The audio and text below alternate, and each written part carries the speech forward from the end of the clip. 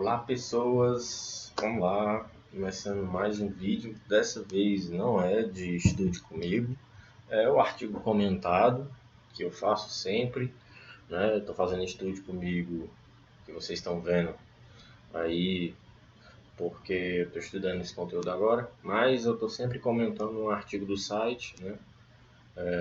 Fui eu que escrevi esse artigo e é assim, eu abro o artigo, leio, vou fazendo comentários, né? E no final, sempre no fim, eu falo das referências que eu usei, né? Os livros utilizados. E hoje nós vamos falar do funcionamento e detalhes da suspensão eixo de torção. Escolhi esse artigo porque é um artigo que tem muitas visualizações por mês e que é um sistema de suspensão corriqueiro em automóveis de alto volume de produção, certo? Então vamos lá.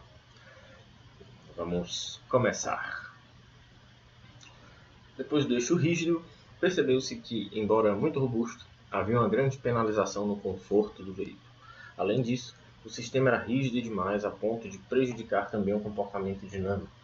Outros sistemas de suspensão apareceram. As eficientes suspensões independentes cumpriam o que prometiam, mas em aplicações de baixo custo ainda não eram adequadas. Com o surgimento de carros como o Citroën 7A e anos depois o Mini Cooper, um novo layout de powertrain surgiu, o motor dianteiro e tração dianteira. Esse layout buscava reduzir ao máximo o espaço ocupado pelo powertrain e acabou por concentrar este na dianteira.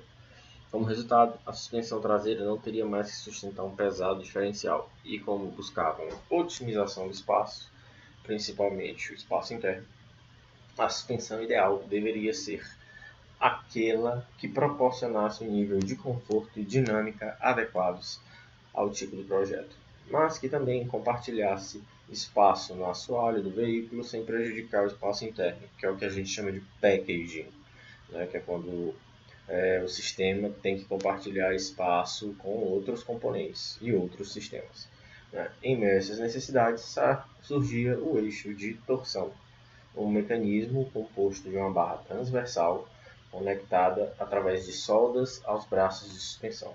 Mas diferente do eixo rígido, essa barra transversal possui um determinado nível de elasticidade, permitindo que a mesma pudesse torcer. Dessa forma, era possível conferir um certo grau de independência entre as rodas. Bom, o eixo rígido, né, que foi a primeira suspensão utilizada, ela é derivada das carruagens, né, e acabou migrando para o automóvel. E passou um bom tempo sendo utilizada, né, porque era barato e fácil de fazer, mas penalizava muito o comportamento dinâmico do carro. E com os anos foram surgindo outros tipos de suspensão, até que se chegou o ponto que eu acho chave. Alguns na história do automóvel existem alguns marcos, né? Você tem o momento que se estabeleceu o sistema de freio a disco com o sistema de freio a tambo na traseira, né? Com hidrovácuo, né? Para auxiliar o pedal do motorista, né? E cilindro mestre hidráulico e tudo, cilindro de roda em cada roda, né? Você tem esses marcos na história do automóvel. Você tem um dos grandes marcos que foi o powertrain dianteiro, né? Ou seja, um motor e câmbio num conjunto compacto, né? Mandando tração para as rodas dianteiras. E isso fez com que a carroceria fosse melhor aproveitada, né? Então, o impacto, né, nos sistemas de suspensão foi enorme. E aí apareceu a necessidade de você ter um sistema mais barato. E a gente vai saber por que a suspensão eixo de torção, né, ela ainda é tão utilizada, né? Você vê, por exemplo, o novo Golf, né, o Golf mais atual, embora em alguns mercados ele venha com suspensão multilink, ele vem para o Brasil com suspensão eixo de torção, se não me engano. Ele veio com suspensão multilink, mas depois de uns anos, quando passou a ser fabricado aqui, passou a utilizar a suspensão eixo de torção, que é, de uma certa forma, um regresso, né, em termos de comportamento dinâmico, mas em termos de custo-benefício, de manutenção, ela está num patamar muito, muito interessante ainda, né? Então não é uma perda necessariamente, é uma conciliação, eu vejo dessa forma, né? Então ainda é um sistema atual, ainda é um sistema interessante de se estudar. Para vocês terem ideia, esse tipo de suspensão, a vez ou outra, aparece em pesquisa de ruídos de freios, né, por propagar a vibração, né, que ocorre nos freios. Então, esse sistema, vez ou outra, aparece em artigos, em estudos e em testes, né? Então, ou seja, ainda é um sistema que ainda está assim, ainda faz parte da tecnologia automotiva atual. Pode ser que no futuro entre em desuso, mas até agora está se segurando aí, assim como o freio a tambor. Então vamos lá. Primeiro tópico, características, certo? A gente já vê aqui, eu não sei por que ele está assim, por que ele está assim. Agora sim. Uhum. Bom, o sistema de suspensão por eixo de torção foi concebido para equipar veículos com powertrain dianteiro, como eu sugeri, pois as suas maiores virtudes são a simplicidade e a compacticidade. Pois, devido ao fato de ser instalado na traseira, o sistema teve que ser bem sucedido em dividir espaço com tanque, bagageiro e, por vezes, o step. Contudo, não há variações, exceto uma, que a gente vai ver no final do vídeo, no final do artigo, que permitam a utilização de eixos trativos, ou eixos com tração, ou eixos vivos, como na língua inglesa a gente vê, né, que é o live axle, né? Ou seja, será sempre um eixo guiado. O que é um eixo guiado? É aquele eixo que ele é arrastado, né? Ele é puxado, tem algo guiando ele não tem tração, né?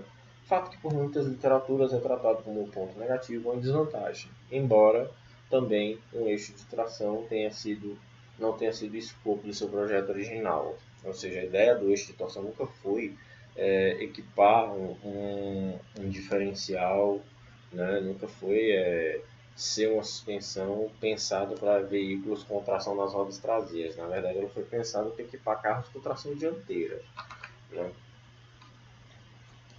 O sistema é uma ligação mecânica entre as duas rodas, como a gente pode ver aqui, uma barra transversal que se conecta aos braços de suspensão por meio de soldas.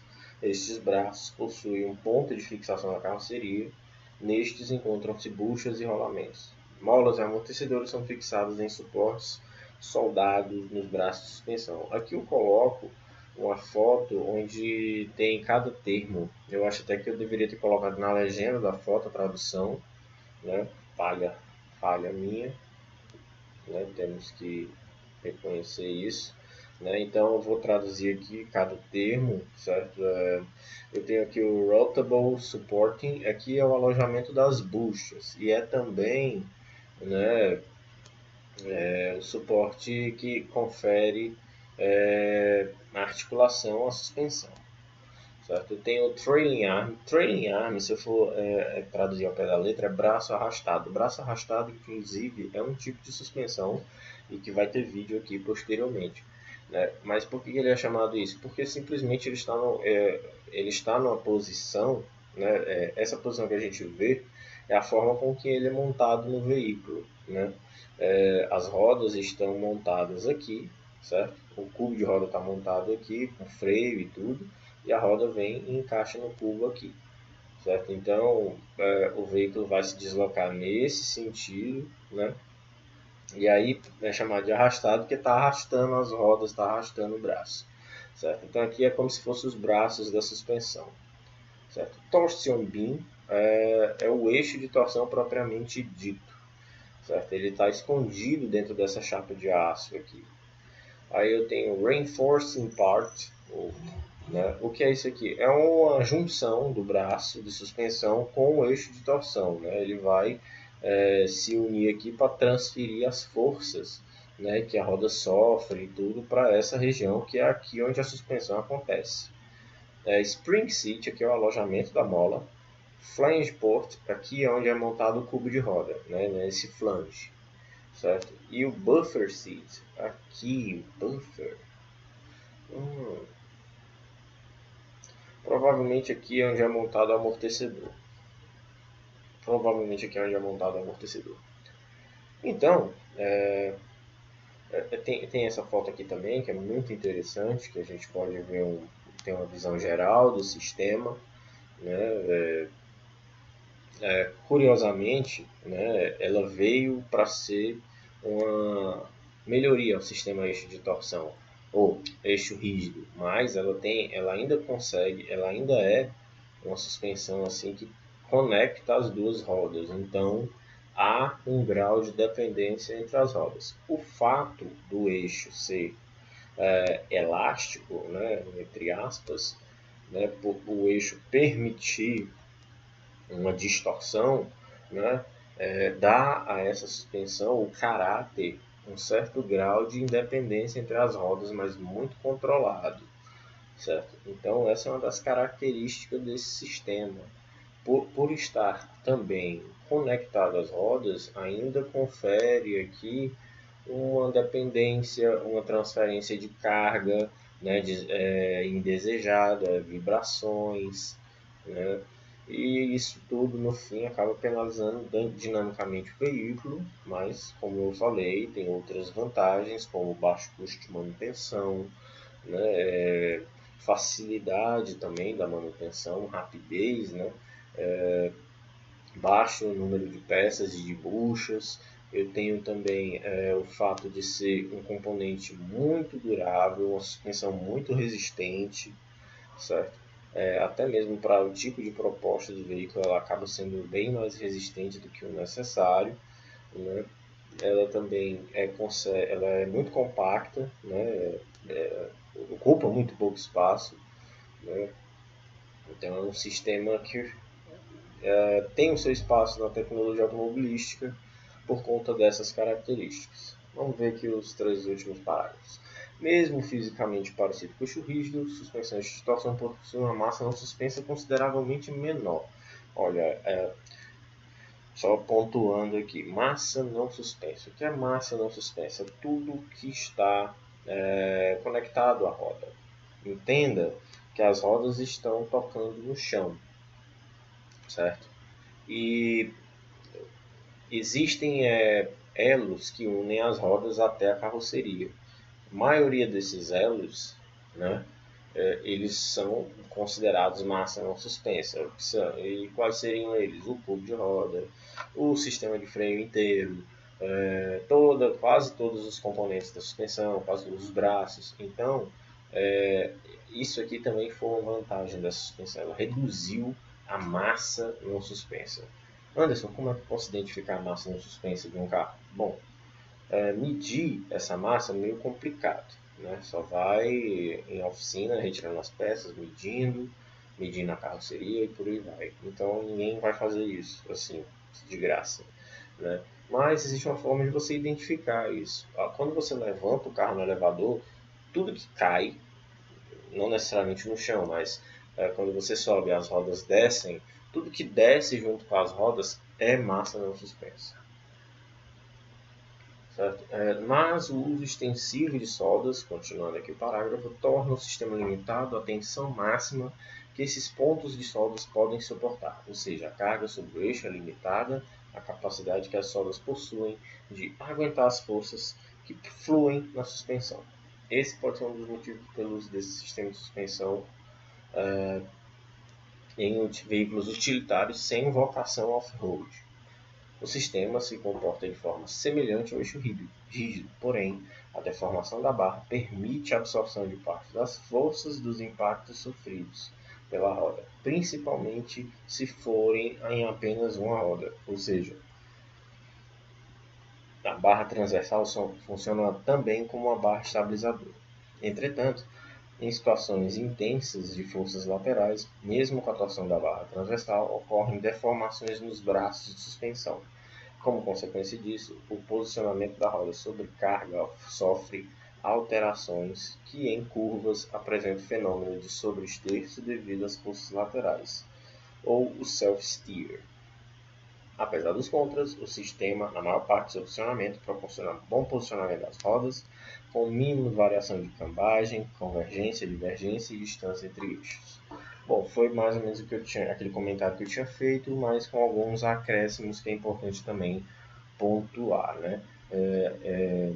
Ela tem esse problema entre aspas, né? Ela tem essa limitação, é uma característica desse tipo de sistema, né? Que é as soldas, né? Ela acaba limitada pela capacidade das soldas de aguentar tensão, né? A tensão sofrida ali. E essas deformações do braço são características do tipo de material usado, do tipo de processo de fabricação, geralmente são chapas, né? E quando esse material se distorce um pouco, ele acaba alterando a posição da roda na pista, principalmente em curvas. E isso afeta o veículo dinamicamente falando. Mas, no geral, o sistema entrega um nível mais do que adequado de desempenho, manutenção, né, e o nível de packing dele. Então, acredito que aqui já deu para conhecer as características desse sistema.